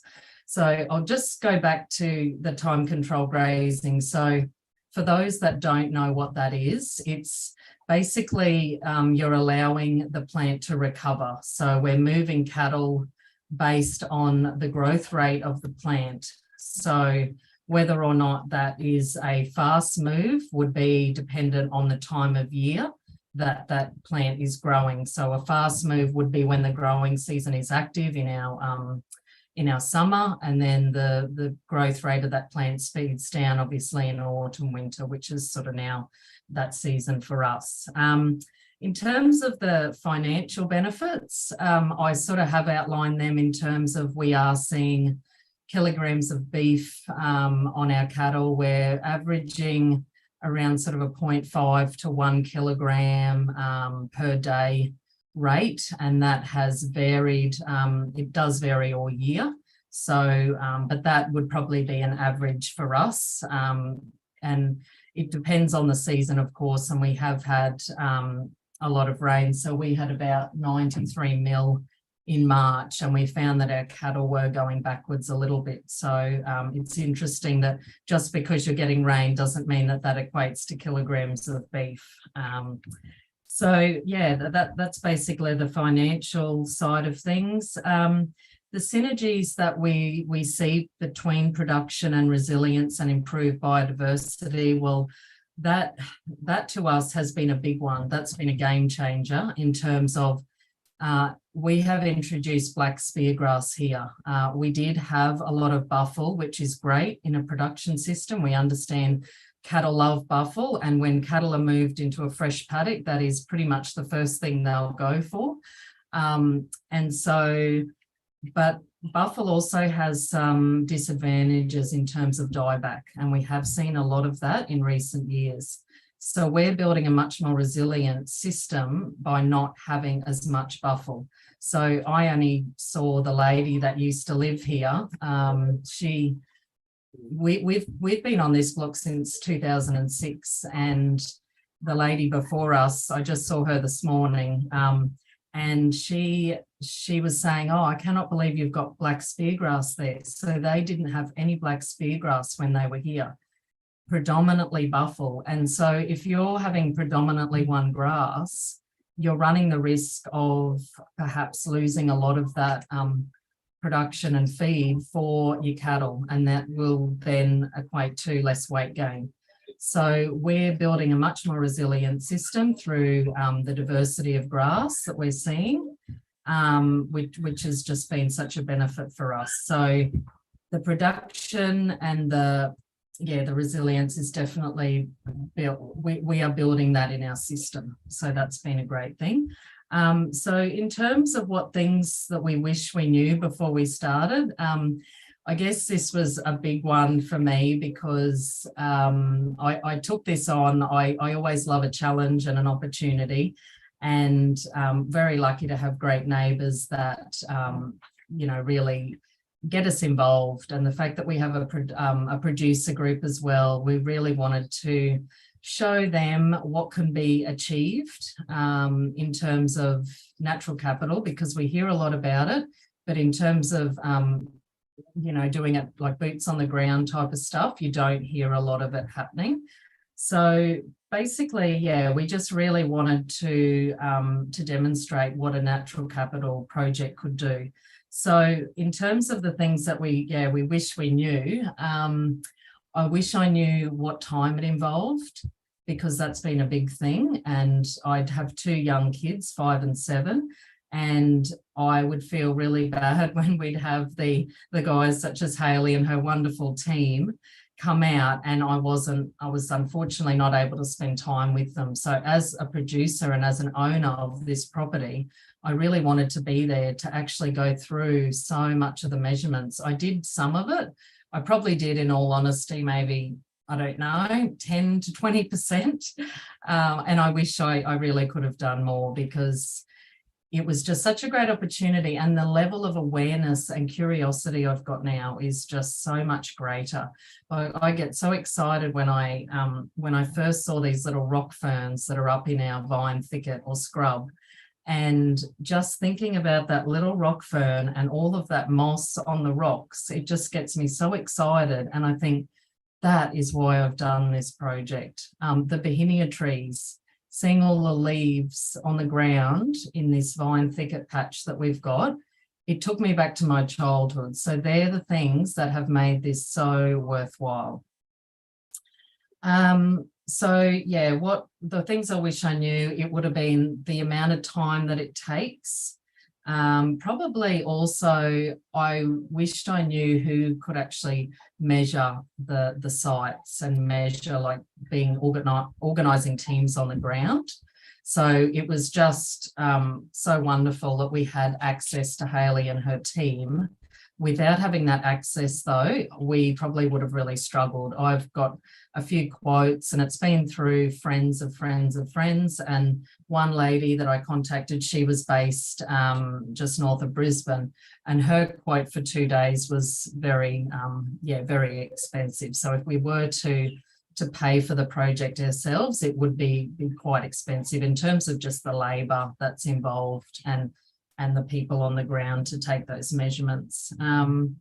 So people that are looking to develop an environmental account, I would say be very mindful that it will take some time, because this is a very new area. And so I think Hayley will agree that the time in doing the account was a lot of work, but it's the first time she's now done that, and I'm now doing my information statement, and I'm feeling a lot more confident. But to look at that initially, that's a lot of data and a lot of information that needs to be captured. I feel like I've gone back to uni and I'm getting a degree. So it's been so good, but and Accounting for Nature have been excellent. Like, I will contact Amanda and she will just be, yep, I'm free, let's organise a time. So they're very accessible that way. But yeah, if you're looking to do an account, I would definitely look at, well, who can help you to do it? Because as a producer, that is a lot of time out of your daily routine in terms of shifting cattle, all the management you've got on top of that. So really look at your resources and look at your time frames, because it does take time. In terms of how access could be increased to environmental accounting and biodiversity reporting, I would suggest here that there's somehow a regional contact or somebody involved in the local, like our local NRM group, for example, which is Fitzroy Basin Association. That would be really handy, because in doing, if you're getting a quote for somebody to come up from Brisbane, obviously you've got the travel costs as well. So it would be great to see a little bit more of a local presence or regional presence for that. Can't really think of anything else there. As I said, Accounting for Nature has been wonderful in terms of their support. So what have I got out of it so far? As I said, I've had this real appreciation and awareness, and also curiosity about nature. I never really got excited about nature before now. I always looked at it as, oh, well, I hope the cattle are going to eat that. But now I'm really shifting my mindset in terms of, oh, that's just so fascinating that we have that. We have that species of grass that I'm not sure if that exists around here. Like, we're sending grass to the Queensland Herbarium, and you know, it's things like that we get excited, and we're just really passionate about soil health, and we're just really wanting to increase that and lift our ground cover, lift everything that we can possibly lift. So our environmental score came back at around that 52.9 out of 100. So we know that we've got a little bit of work to do there. In terms of getting the most from it, like what would be a logical decision for us to do? Well, it's difficult, because I guess you've got historical grazing management going on. It's going to take a lot of time, I think, and we've got some advice from a local botanist, and I think the wildlife corridors are probably going to be something we will consider. And I also think probably letting sort of regrowth come up a little bit in terms of the shrubs, so letting that natural recruitment occur instead of planting trees, just because of the uncertainty of the life of that tree and just the maintenance and management of watering trees and things like that. Yeah, look, that's pretty much all I had. But just quickly, just while I think of it, the confidence level that we are doing, and I know Amanda spoke about this just briefly, is a level 3. So we're 80% for our account, which is the accuracy behind the Econ and the Pecon score. And also, just trying to think what else. Yeah, so we did our baseline last year, and we will measure again in 5 years' time. But yeah, look, that's pretty much all I can talk about at the moment. So thank you, Pam. Fabulous. Right on time, Melanie, and how beautifully you stepped into that space with some really, in real life, talk about your why and how that moved through the process. I really love it that you go and stroke the moss on the rocks. That's beautiful. Maybe you leave it alone. Maybe you don't touch it. So now we're up to the question and answer part of the session. And I have some questions here which have been sent to me by the invisible Rosie, who's been working very hard behind the scenes. So I'm going to kick off with this one, which is from James, directed to Ryan, Amanda, Amanda or Hugh, and I might perhaps ask you to kick it off, Ryan. What is stopping market providers for biodiversity credits offering the cheapest, i.e. lowest quality product in a race to the bottom, similar to what we saw with the carbon credits? Presumably good regulation and compliance mechanisms. There's a question mark after that. Can you put something forward in response to that, please, Ryan? Yeah, just very quickly, I sort of touched on this in some of the comments as well, but certainly in the consultations on the nature repair market, when we talk to anyone who's on the buyer side or who know the buyers, they're generally looking for more high-end kind of biodiversity outcomes. So I think, and then when you talk to landholders, that so well shown by Melanie's example there, they understand the value of that to their land, and so sort of I think probably everyone is looking. Those to me don't seem like the signs of a race to the bottom. That seems like the signs of everyone wants this similar sort of thing. But in a market scheme, obviously there's that supply and demand balance, and then there'll be so we will have to see how that plays out, using all the rules and guidelines we're developing to sort of make sure there's integrity. But so we will have to see how that plays out over time. But the signs so far are not suggesting a race to the bottom. But there will be, obviously there'll be minimum standards and that sort of thing. So we're not going to have standards that allow something that's a complete waste of time and a waste of land. We don't have the land to waste on low quality projects. Can I be a devil's advocate here, Ryan, and ask where, in your experience, the banks stand in this? Because I believe that in the early days of when we were establishing the Land Restoration Fund in Queensland, some of the bigger banks were withholding eligible interest holder consent in terms of the landholders wanting to approach the ERF. And I'm just wondering if you have any comment to make about that, not in relation to the carbon market, but the biodiversity credits. What sort of discussions have you had in that sector?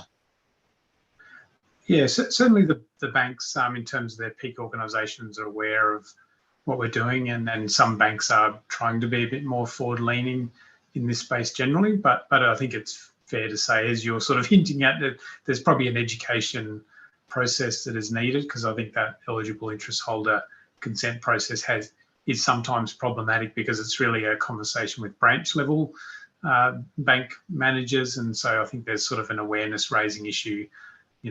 I think their headquarters are probably more aware of it than branch managers. So I think that is that will be an area where we do need to get some better information out to through the banking system.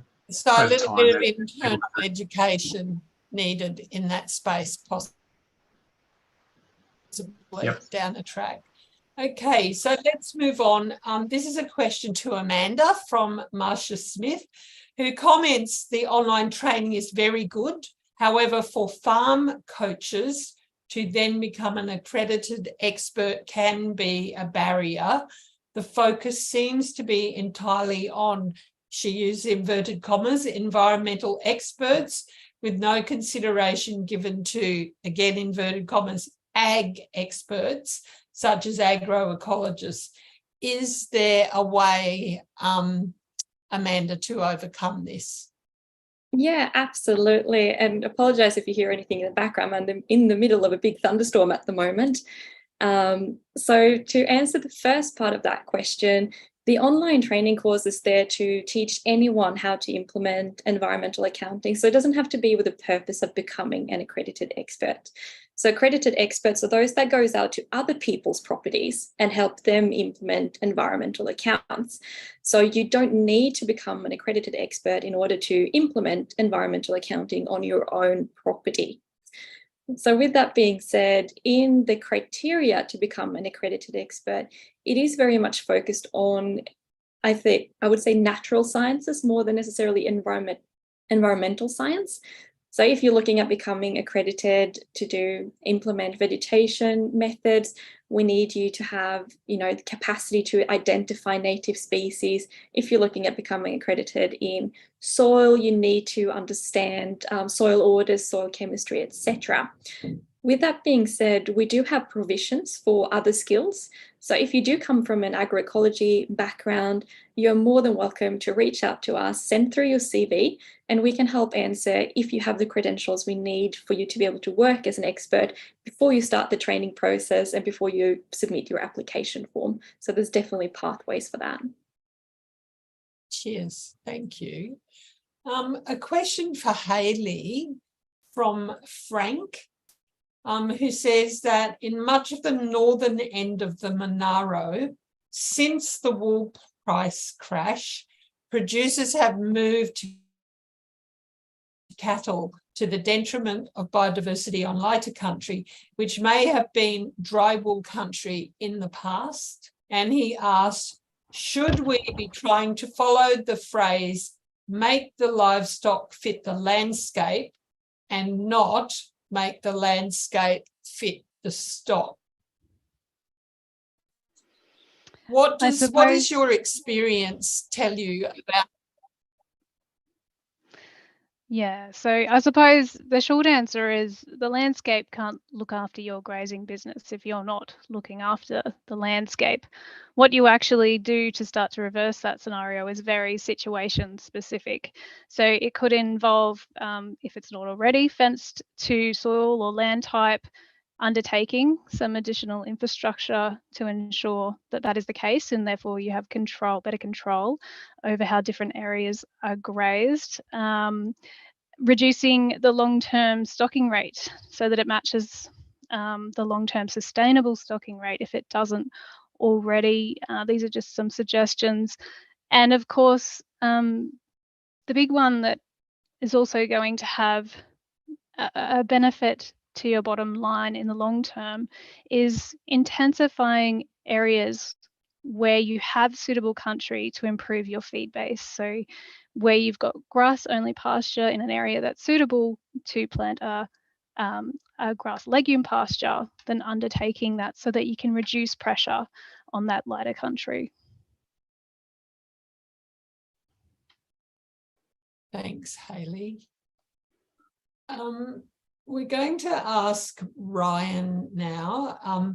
This question was put from Margaret in the chat, and Ryan's already answered it, but we're going to ask him to elaborate a little bit. So Margaret's question was, is consideration given to the extension programs required, including for feasibility and return on investment assessments for agricultural producers to assist them with participation in the market? Producers are finding that ecological assessments and audits are cost prohibitive at the moment, particularly in Northern Australia. For example, DECU are developing a carbon farming outreach program many years after the initiation of the ERF in response to low uptake by producers. Can we learn from that? And Ryan has said this is being considered. We have some funding to do something like the carbon farming program, but for biodiversity, we're just working through the design at the moment. Ryan, can you tell us any more than that? We know that this may be a state secret, but what can you share with this exclusive group of participants? So I'm just having a few IT issues. So if I break up, it's not intentional. I'm quite happy to answer the question. But certainly one lesson from the pilots that we've been doing and from the consultations on the market is that I guess, just speaking generally, is that participation is a real priority. So how do we help landholders of all sorts, participate in this? And, I think that the examples that were given there in the question, we've heard a lot about that sort of thing. It is kind of complex and it can be cost prohibitive. So that is something that need to be an ongoing priority. I think there's different state schemes. So remembering, I guess there's different ways of doing things. So with state offset schemes, for example, you know, because you're sort of specifically through an offset, you're now enabling a developer to, you know, to chop something down somewhere else. There are very, very high integrity and monitoring and assessment requirements, which do tend to lead to very expensive site assessment needs. And then for other sorts of programs, it might be less onerous. For example, a carbon plus biodiversity planting, you just need a, you know, for the most part, you can rely on the satellite images. You know, was there grass there before and it's a paddock? And then in 5 years' time, is it a, and 10 years' time, is it a tree and vegetation planting? So there are different, I guess there'll be different levels of that for different projects. But we are, you know, we do have some money to look at a couple of different things. One, around how do we improve those monitoring techniques? So we do want to try and bring, I guess, the unit cost of monitoring down. So to make projects more viable with a bit less of that, you know, new technologies or new methods for doing that. And we are, as I mentioned in the comment, looking at, you know, how do we encourage the growth of that, you know, advisory, the independent advisory sort of sector that helps landholders, you know, NRM organisations and others that help, and, you know, and First Nations, you know, the prescribed body corporates, you know, that look after, that do, you know, that to carry out their responsibilities for managing country, you know, in their particular native title areas. So how do we enable those sorts of organisations and others to, you know, to be, you know, providing more advice as this market grows over time? So certainly that's a priority, and we are, you know, designing work around that. I think, you know, the details are informed by all the consultations we've been doing and the questions we've been getting. So I guess, yeah, watch this space. Little bit of a work in progress then, Ryan. Absolutely, yeah, absolutely. We have heard, I guess some people have said, oh, we don't need that terrific. until after the market is, you know, in place, and others are saying, well, we actually need that information now to help landholders start making decisions and start planning. So certainly that is definitely, you know, what I hear. Yeah. So I think this will be our last question, and it's to you, Hugh. So I hope the storm has passed over the pig and whistle, and you can unmute yourself now. And I think you might need to be a bit of a philosopher polymath to tackle this question.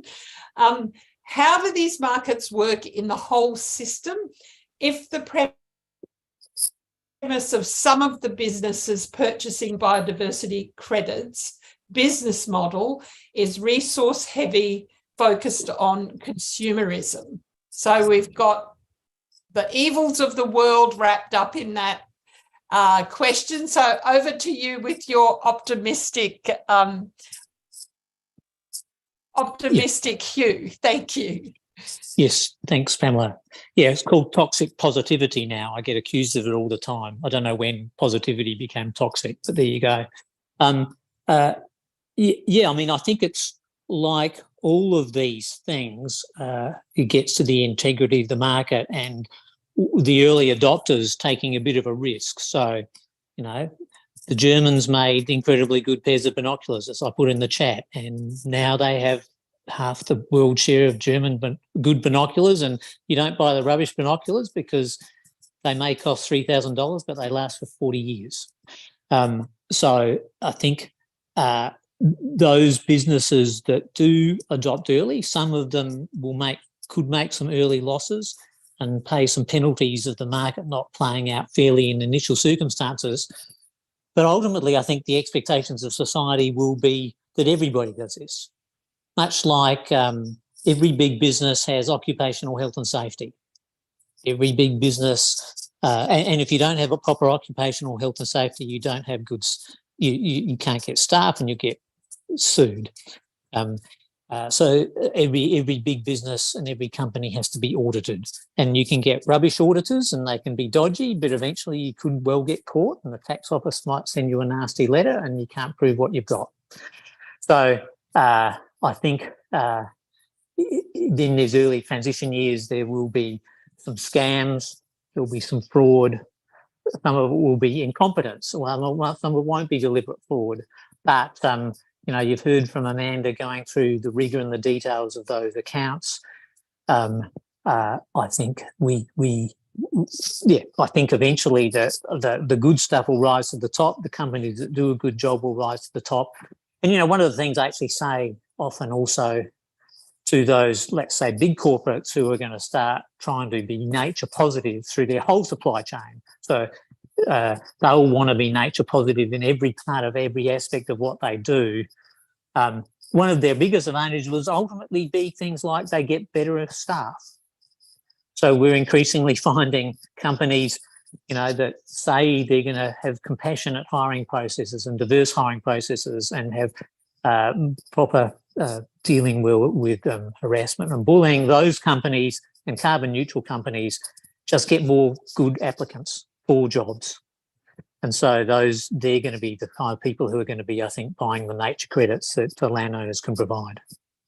I think we might end on that very positive note from you, Hugh, and I will hand back to Ange to close out the meeting. Terrific questions. There's lots more questions and we will get answers up on the website, but Ange, I'll leave it for you to tuck in the few stray ends. No worries. Thanks so much, Pamela, and thanks so much, Hugh, Amanda, Ryan, Hayley and Mel for your insights today. And Hugh, you'll be happy to hear that Hayley thought that it should be called refreshingly positive. I think that's a better way of putting your positivity. So look, there's a lot for us all to ruminate on from this webinar. And so we hope that you can go away and take some learnings with you. We're going to make sure the recording of this webinar will be available. It'll be on the Landcare Farming webpage, the Landcare YouTube channel, and on Landcarer tomorrow. But if any of you want to reach out directly to me, if you have trouble finding it, just do so. We'll be able to send you the link. And we are planning to run a follow-up webinar from this one later in the year. The great presenters we had today, I'm sort of going to approach them again. Their time today has been free, so we all should be very thankful to that. And I'm hoping they'll be willing to participate in another webinar some months down the track, because as we all know, this biodiversity aspect of our marketplace or potential marketplace, but also just the measurement and management of, is front and centre and ever changing. So we plan to. You are kidding. Oh, it's still there. Is everyone still there? I'm sorry, my television's doing something funny. I thought you'd all gone. Lucky I didn't swear and say bugger. Look, thank you for being on this webinar, and just we'll be running some Accounting for Nature training days in Cooma and in Harden in the next few months, and down in South Australia, and plan to probably do more. And also the Barfoot Road Producer Group, which is who Mel Shannon is with, and Mel Leather, they're great producers, will be holding a Landcare Farming field day up there in late May. So also there'll be information about that. But can I please ask anyone that's on this webinar that would like support from Landcare Farming or has some ideas about how we can support you better? It's our place to support land carers in the agricultural context. So please reach out to us, and thank you. And thank you to our 5 awesome presenters. And we'll keep you all posted online with upcoming events and webinars going forward. Thank you very much, everyone, especially Pamela and especially our 5 presenters. Really appreciate it. Thank you.